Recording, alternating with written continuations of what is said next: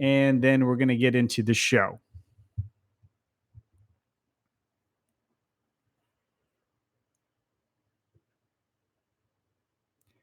Welcome to the Creative Marketing Show on the Marketing Strategies channel. My name is Rosh. It is great to have you here. This is an exciting day. This is all about that long, painful road to 1,000 subscribers. And if you don't want to hear that, then you don't want to get there.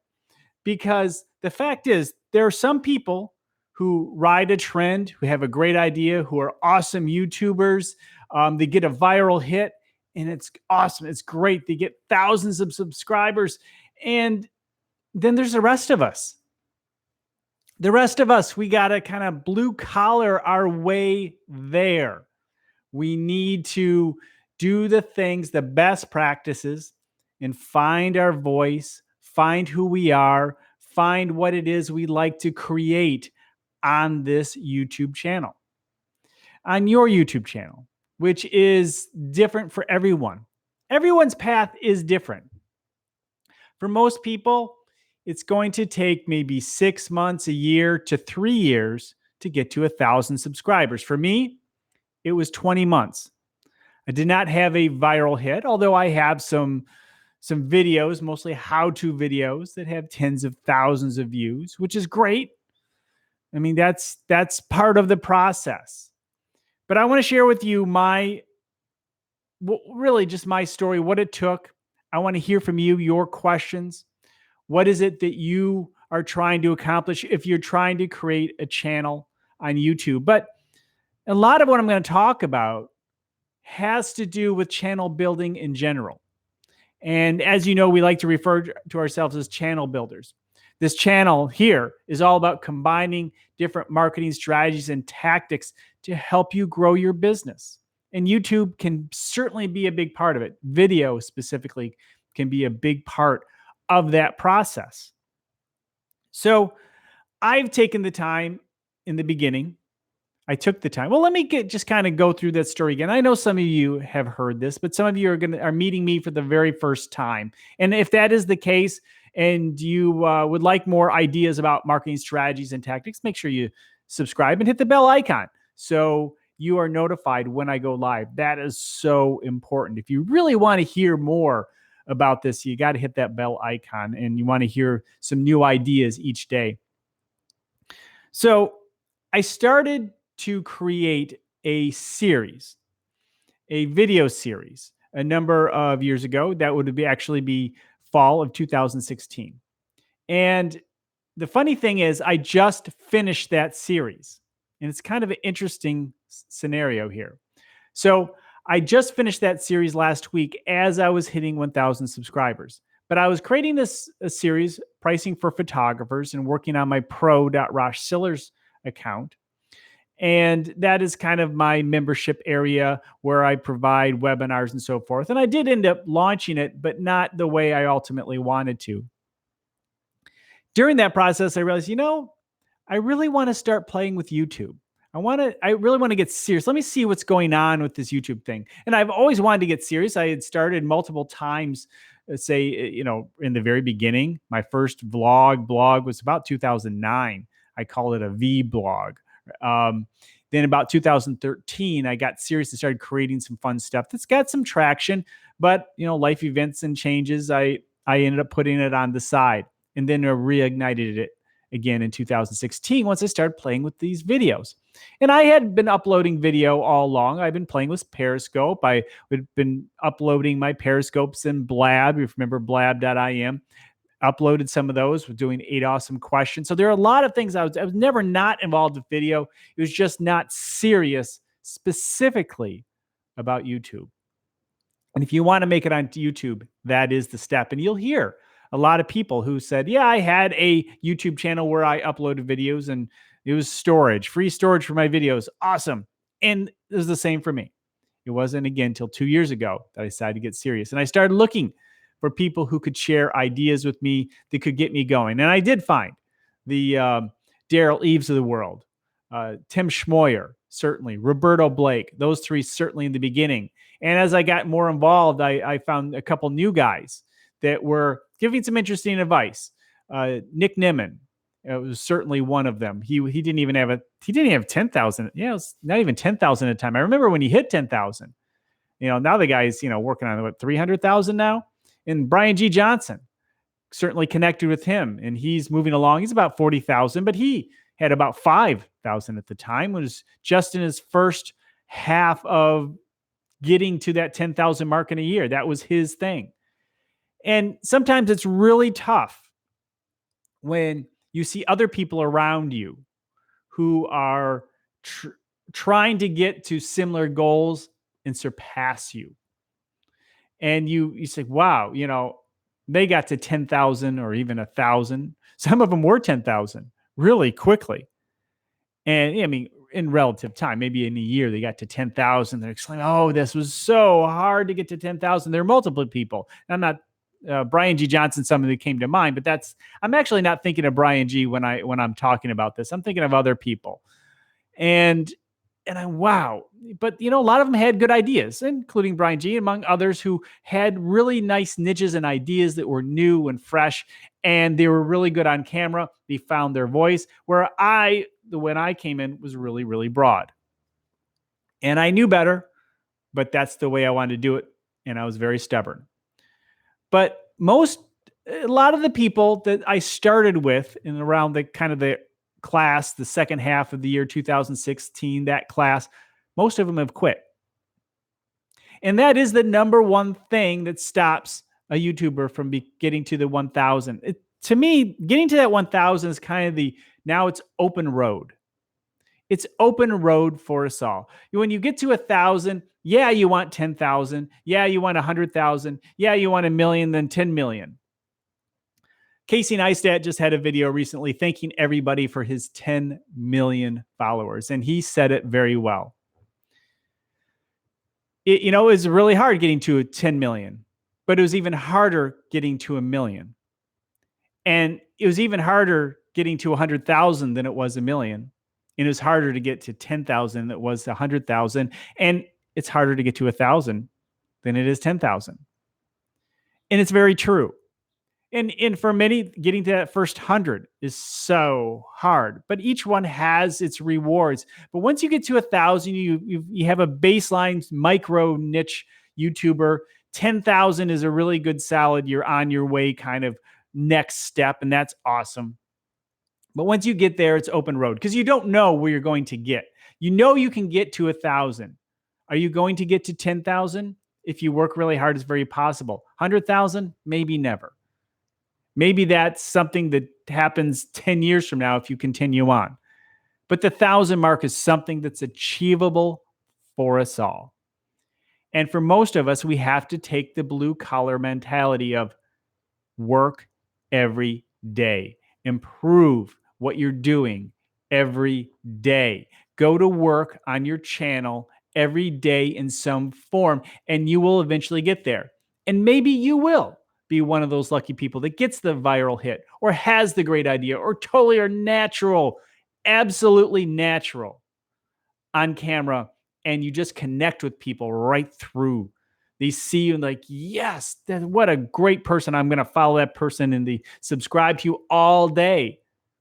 But again, then there's the rest of us. It's hard. It's very hard for the other 95, 98% of us. But you do have a choice to quit or to keep going, to go through the frustration and know that it will happen and you will get there. But then you have to weigh, is it worth it to you? So that's something we all have to consider along the way. And I know you want to know what are some of the things I did, and I will certainly share those as we go through this process. I do want to hear your comments in the comments below. Put your thoughts. If you've made it to 1,000, how did you get there? If you made it to 100,000, how did you get there? I would like to hear your thoughts. And I think many of them will be very similar to mine. I mean, the reality is, and I made a video early on that I said I would get there, and I had a video stating that I would get there, and I got to my 1,000. It took about 50% more, 60% longer than I expected. And quite honestly, if I had, at the rate I receive new subscribers now. If I had been doing that back then, if I had gotten that number back then, I would have gotten there sooner, but that's not the way it works. YouTube compounds.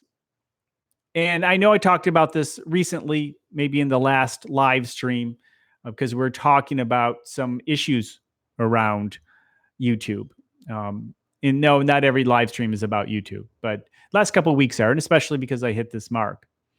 But if you hit 100 and you grow by 10%, that's 110 next month on a monthly basis. If you grow by 100, or if you grow by 10% and you have 1,000, then it's 100 that you've grown by. And if you have 10,000, you grow by 10%, that's 1,000 that you grow by every month. So there is this compounding effect with YouTube, and it's really hard in the beginning when you may be growing at a good clip, 25%. Well, you had 100 subscribers. Now you have 125. You grew 125%, but you don't feel that excitement at that level. And that's where the hard grind comes in.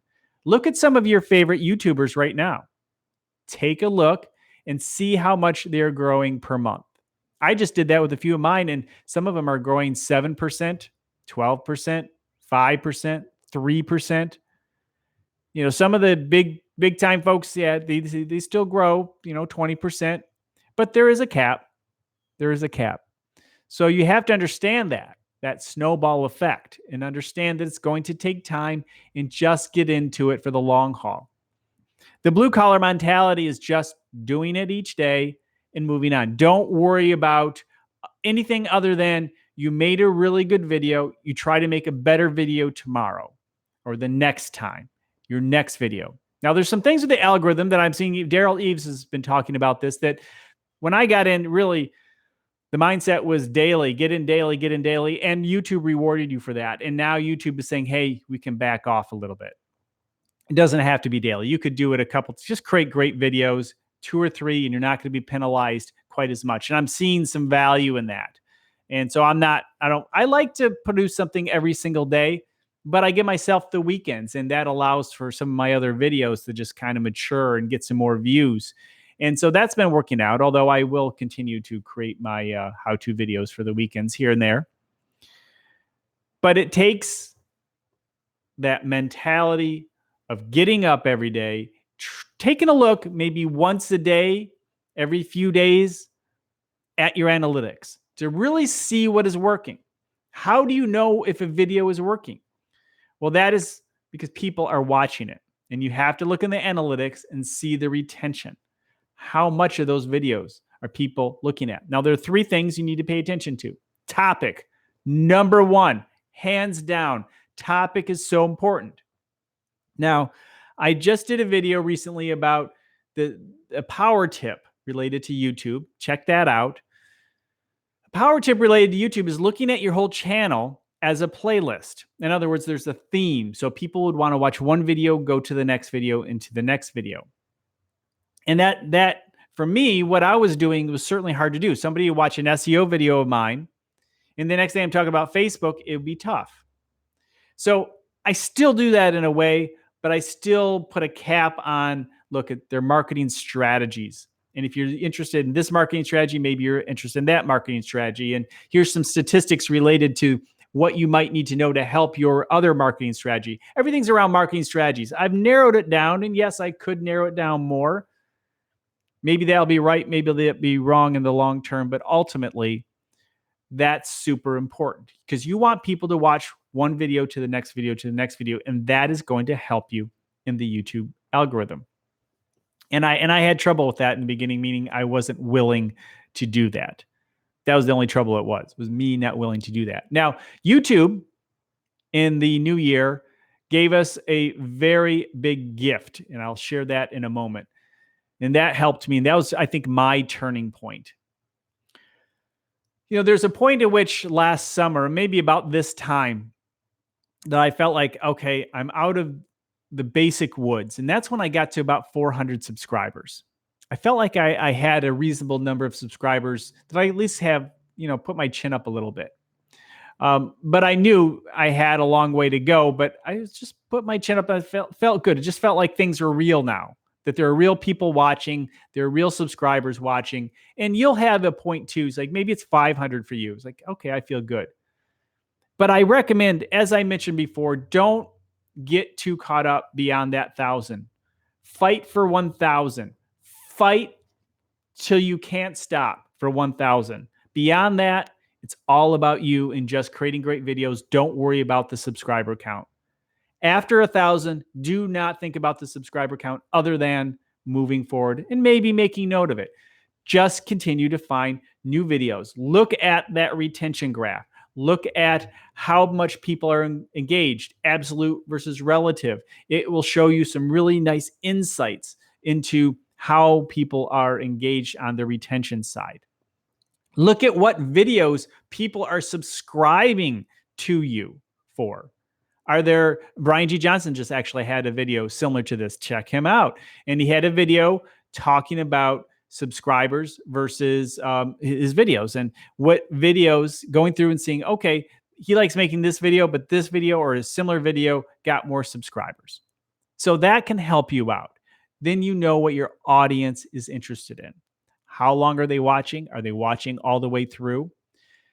Tim Schmoyer has been focusing on, and a few others, been focusing on the graph of getting 50% of the people who start your video to watch all the way through the end. That's really important. So there's another measurement you can see. What percentage? You say, I want a 50%, 60% retention rate or higher. If it's a shorter video, you're going to get more results higher up that chain. You know, if it's a long video, you may be really happy with 40% or 30% if it's a really, really long video. But ultimately, if you can have a good 5 to 10 minute video and get 50% of those people all the way through, you are going to have success. So you need to continue to figure out what it is in your videos that'll allow you to do that. And that is your own self-discovery. And so that's truly where I am to continue to improve.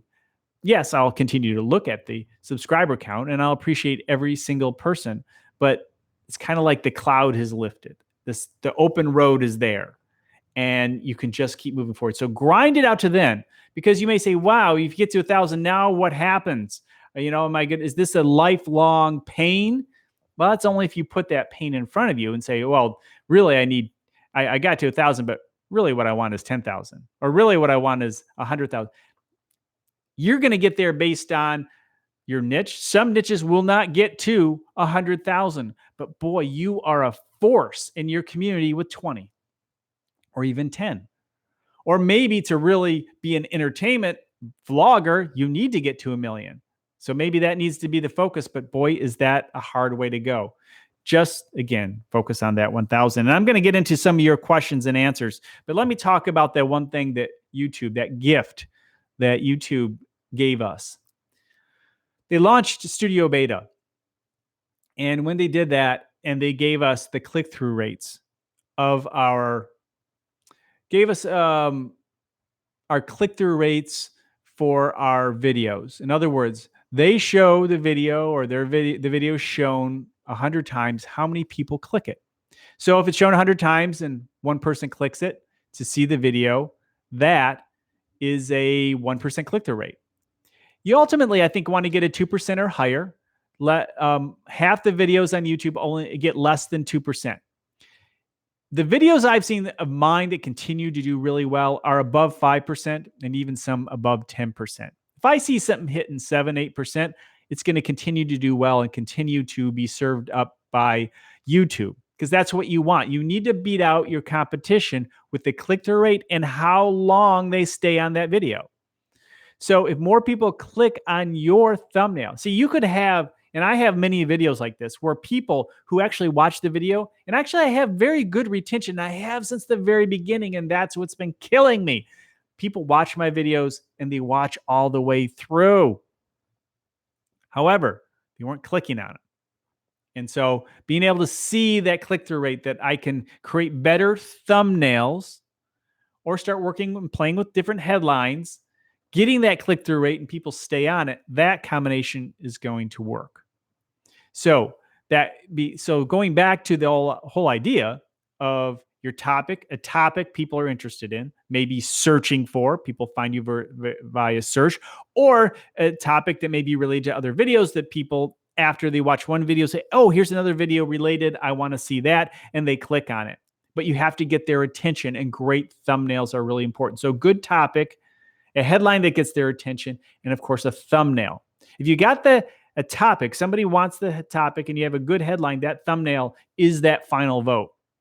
And so having that higher click-through rate and people watching more of your video than other people's videos related, that's going to be the winning combination. So you need to take a look at what other people are doing.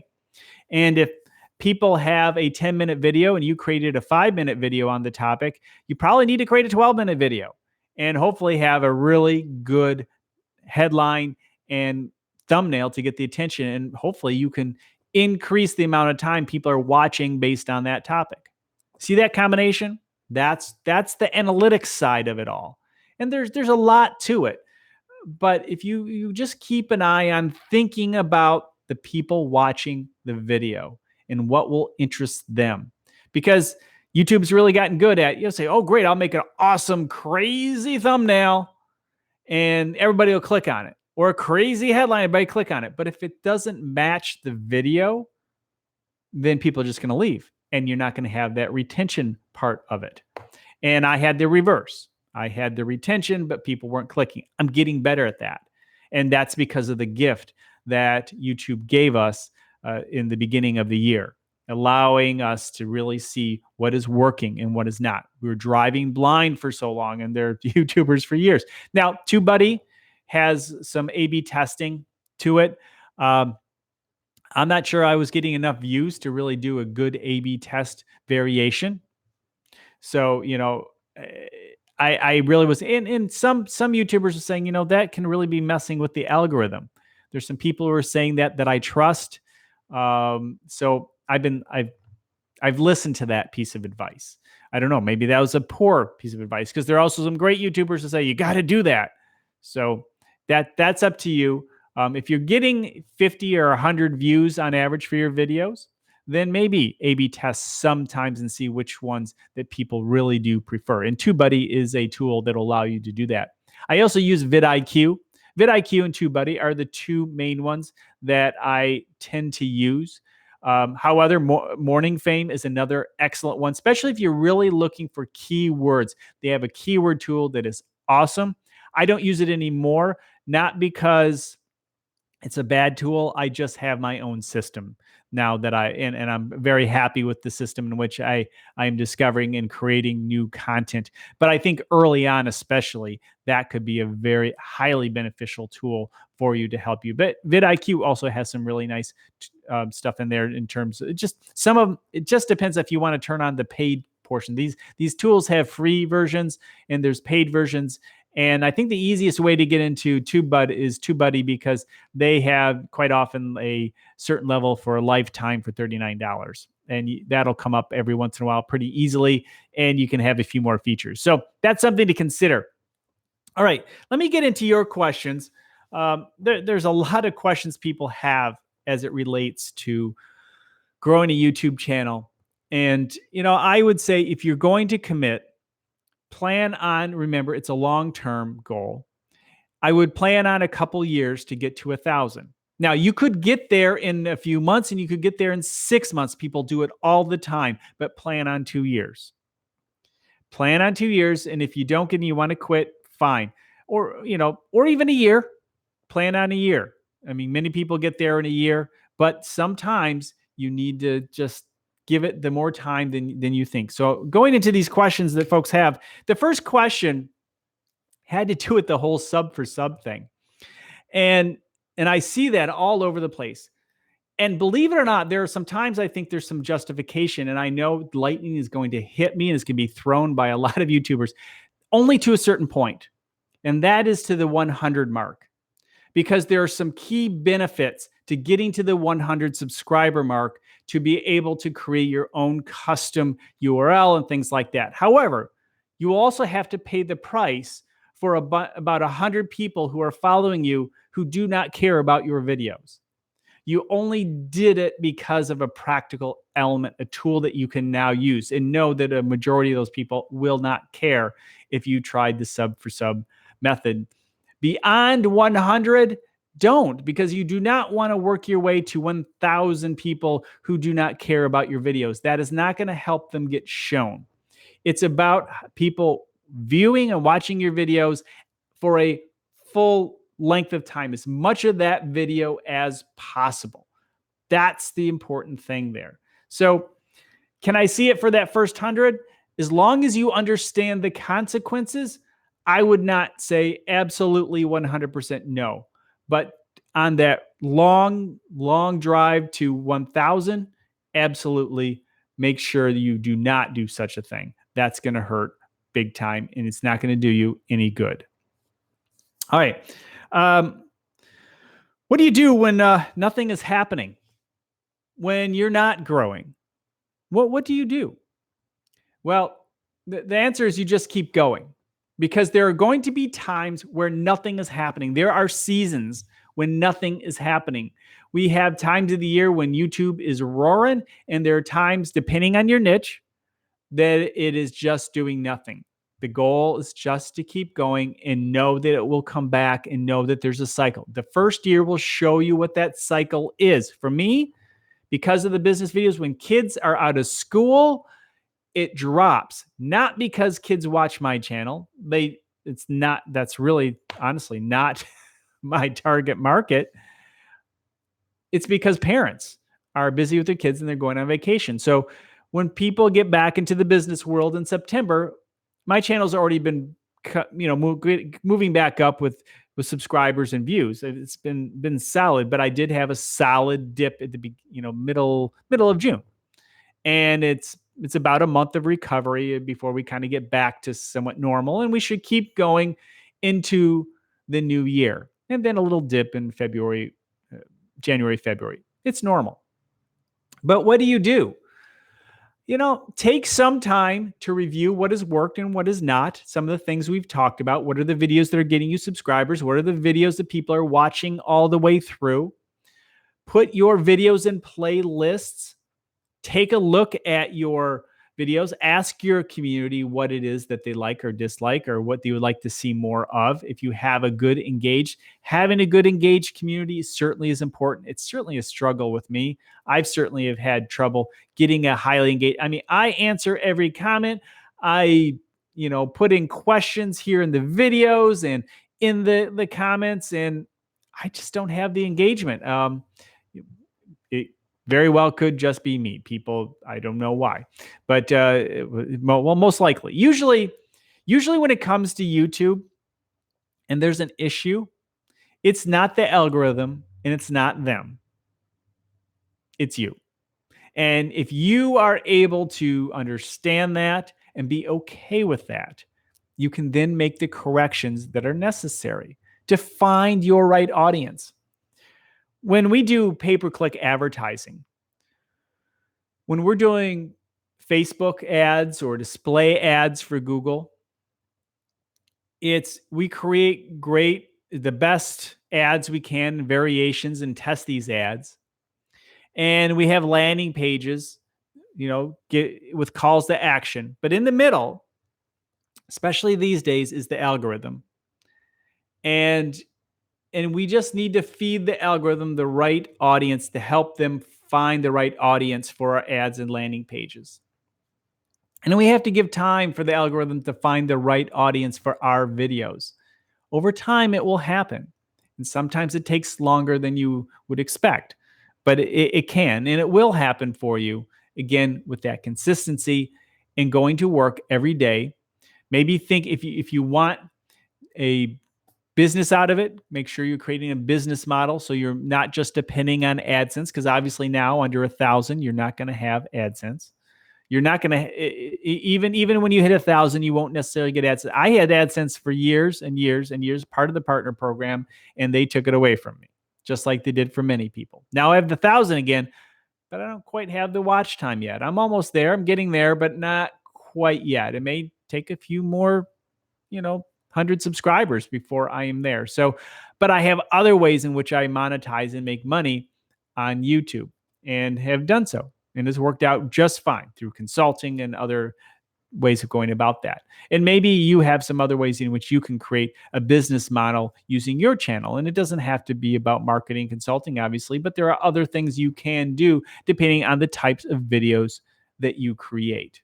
And so it's important to have a plan ahead of time, be prepared for the slow times. You know what? I think the best thing you can do during the slow times is to do something else. Not to not upload videos. Continue to do what you have to do, but don't go through the analytics with a fine-tooth comb. Maybe in the very beginning, do it once, but don't do it again the next day. Find something to keep you busy and other things that can keep you busy during those slow times. When your channel loses 2 subscribers in a day, you don't want your mood to be negative because you lost 2 subscribers that day. And then it's kind of like the weather, sad when it's rainy and happy when it's sunny. Why are we allowing how many subscribers you got that day or did not get that day reflect in your mood? I say that from experience. And I fought through that and said, no more. But it did happen. I got caught up in it a while, and you may very well too, but recognize it and push through. Okay, a couple more questions that we have here that were related to YouTube. A lot of times people are asking about equipment, so I have a few related to equipment.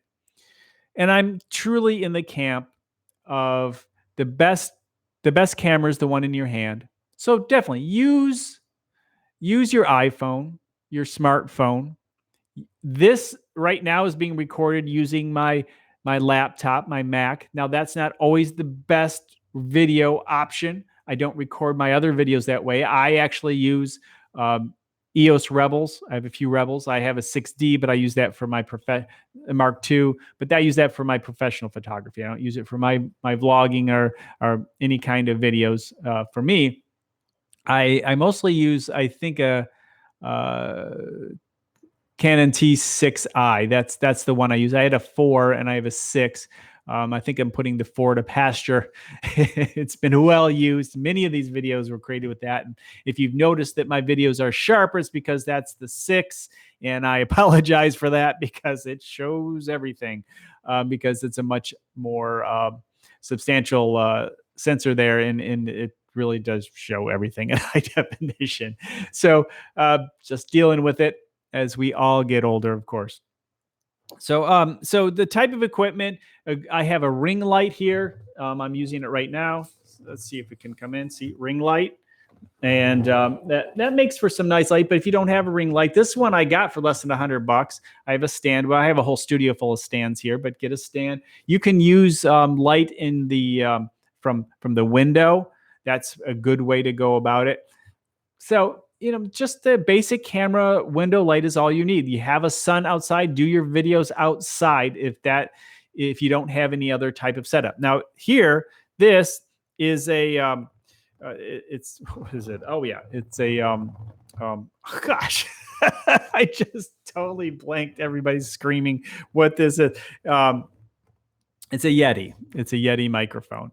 And so I've had it for a few years now, and it works just fine. There are certainly better microphones out there, but for the next level, this has been pretty good. And I just plug this into the computer, and then I record to you for the live streams, and it works out pretty well. I like it. But I do have some lavaliers and different types of mic. You want to probably get a boom mic for the top of your shotgun boom mic, shotgun mic for the top of your DSLR if you have that. But there are a number of things. But just find a system that works for you. Don't let the equipment stop you from creating. If you have any way to record, just use that and get good.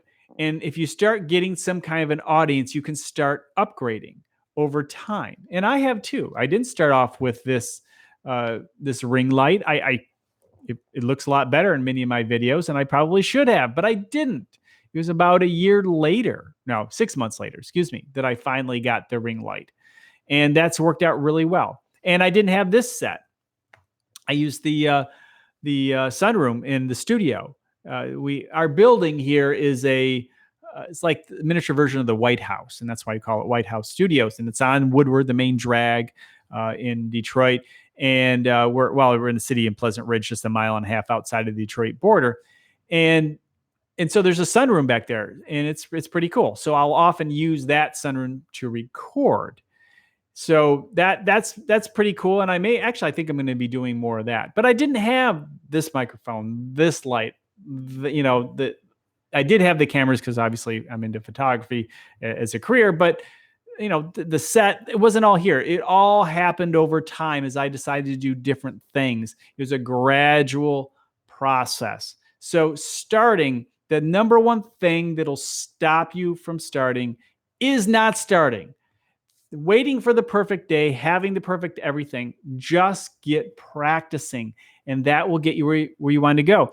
You have to remember, when I started in 2016 on a regular basis, I've spoken all over the world. I have books. I speak regularly.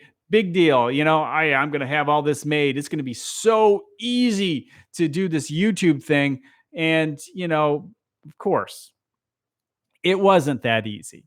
So if I've had trouble, and I'm not saying that you can't, because some of you who haven't even picked up your phone yet have an incredible personality that just comes right on through.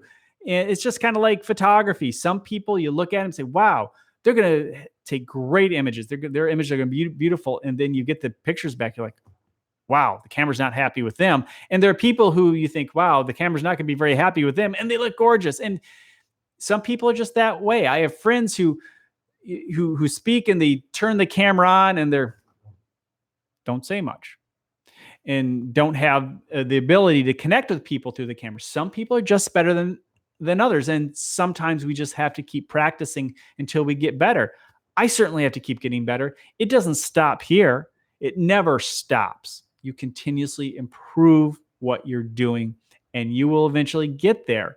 But it doesn't happen unless you start, and you will not make it if you quit. Those are the two things. It comes down to those two things. All that other stuff in between is just the stuff in between.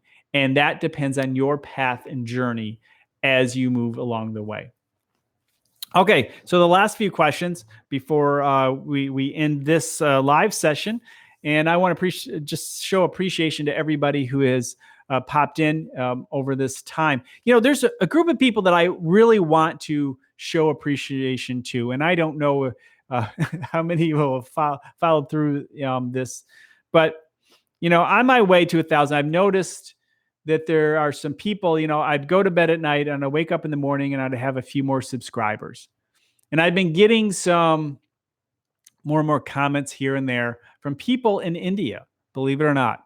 Number one group of people who watch my videos are certainly within the United States. But number two is India, not the UK, not Australia, which is common in my blog, but in India.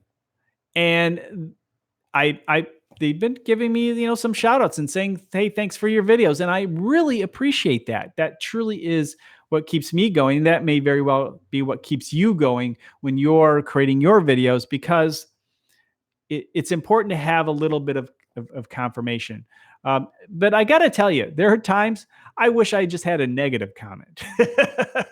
I mean, just somebody comment. Tell me I'm just full of it. That's fine. Just tell me something so I know not to make a video like this again or to do more of that. Sometimes you are in the middle of all this on your path to your next goal, and you just want some feedback. And sometimes it's really tough just to not have. Sometimes no feedback is worse than having a bunch of negative feedback. It's like, wow, 20 people said this was the worst video they've ever seen in their lives. Thank you for telling me that. Thank you for telling me this is the worst live stream ever, because that tells me not to do what I'm doing and to try something else. That's why you keep testing, to try new things. And the things that I did really poorly on, and people told me, those were the best things that could have happened, because, well, I was able to not do that again and try something totally different. And if no one's telling you or giving you any feedback, you just keep doing some of the same things over and over again. And that's not helping you all grow to where you want to go. is part of your next goal. And in this conversation, obviously getting to 1,000 YouTube subscribers, which again is quite the journey. Okay, so next question that I had posed, I guess I do have a few more here, but some of them are kind of technical. But let me get to one question that I see here that I think is important. What about the thumbnails, and how do I, especially if you're doing a lot of videos, what are you doing about the thumbnails? How do you create those thumbnails? Do you start from scratch every single time? And the answer is no. I actually have a Photoshop file, and I keep backups of it, and it has a lot of layers. And I use opacity to have these different layers to move them up or click the eyes so you can see. So I have about 15 different color backgrounds, and even although I've been using the same kind of design on a lot of them lately, I have about 8 to 10 different designs that can be overlaid on that color. And then I have a folder with, and I always update it about every 6 months of new photographs. And I just go and think about the different types of photographs, reactions, the ideas. And so I pull from that photograph folder and take the photograph that I think is related to that video. They have, the YouTube face, and things like that. That's YouTube face that people respond to. And various different things. Sometimes it's just a smile. Sometimes it's a thought, it just depends on the video. And so I have a whole collection of videos, of photos that I take down, actually take them downstairs in the sunroom here at White House Studios. And then I pull from them. And then I also have some text that I keep there all the time. I'm trying to put less and less text on there. And then I sometimes will do a drop shadow icon or something related to the video. I'm trying different things. I'm using a little bit more, a little bit less, and seeing what ultimately that click-through rate is. What is the click-through rate that I'm getting for these various types of videos? Sometimes you'll see a cover that is totally off base, different than my other ones. And sometimes you'll see a headline that's a little bit different. But the key is to keep testing those combinations until you get those higher click-through rates, which will really help you in the long run. But for me, I have a Photoshop file that I've created, and just like the photos, every 6 months or so, I'll make an adjustment and create a new one, maybe take some things out, add new stuff that gives me more options. And so how long does it take me to create a file is probably 10 to 20 minutes. And that's, downloading some related items to the thumbnail, looking through the photos to find the right one, deciding on the background color and what are the headlines, if any, on the thumbnail. Those are really, really important things. So that's what I do, and it seems to be working out really well. I do get all across the board. I mean, some click-through rates are 0.8 and some are 7%. So I have been doing this is if I notice that I'm getting a really poor click-through rate after about a week, I will change out that thumbnail and see if I can't improve upon it. And I've had some success related to that, which has allowed some videos to continue to grow over time, because eventually those videos will just die. And if I think I can save a video that I think is getting really good high retention, if you ever want to go back through your videos, look for the relative retention rate and see if you have some that are really high relative retention. You can find that in the old analytics section, not in the new beta. And if you see a lot of high engagement, maybe that's a video that you could revive with a new thumbnail. I've done that with a number of videos, especially when I've had a few hundred under my belt and I decided, wow, I have a better system for thumbnails, but do I want to redo all 200? Not all of them were worthy, but maybe 20 of them were. And so I actually went through and looked through the retention rates and the relative retention and see if people were actually engaged with them, which means if more people click on those thumbnails, they'll actually watch the videos and YouTube will actually give it a shot. But if I redid all 200, it really would be a big old waste of time. So just redo the ones that you think actually have a chance based on the data and not so much what you think, but what YouTube thinks. That's sometimes what we have to do. Okay. So how do I edit is another one. So these days, now I always did it this way actually. Last summer, I would start off in the sunroom and then I'd go outside and do a section, another section, maybe go on the front porch of the building, and then I would just chop it up, but I'd just keep it all going. And I still do this day, but I've actually been creating shorter videos, just more stick with the basic topic and run through some ideas, maybe have some hooks to extend it out for a couple minutes with some more questions that might be of interest to the people who are interested on that specific topic. And that's been working. But my videos have not been more than a couple minutes, 2-3 minutes. Uh, so I pretty much just run through it, especially when I'm doing them right here. I'll just have my talking points. I'll do it and then I'll edit it. And sometimes I can get it all in one shot. I do cut every maybe 5-10 seconds. I have a cut. You'll see a shift. That's just to wake up the brain. It wakes people's brain up versus going all the way through. Maybe sometimes I can be a little monotone and not have as much up and down. And I know shifting a little bit will keep people on topic and with me, so they start thinking about, lunch.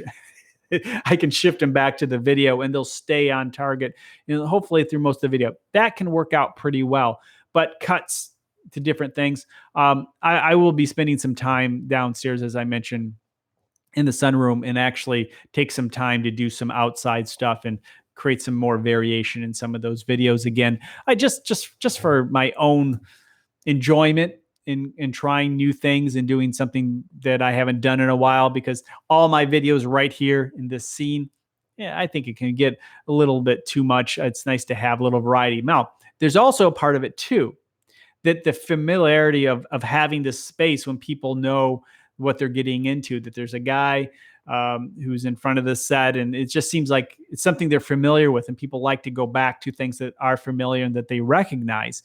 And so I have different areas that I go to multiple times to keep that familiarity with the viewer, and that seems to be helpful at times. But honestly, more than anything, is just having the topic. For example, I just did a video, is Metallica and what you can learn from their marketing. I mean, it's marketing strategies channel, trying to find topics and products related to. Those are the two things that do best. Something very specific, like saying Metallica and what you can learn from their marketing, or a how-to video, how to specifically do something on Facebook, Instagram, on YouTube. How do you solve this problem? And those have been the best videos. And then when I put in a name of somebody, or even better, a product, those do really well. Being highly specific can actually make a big difference for me versus being general. 6 ways to improve your social media.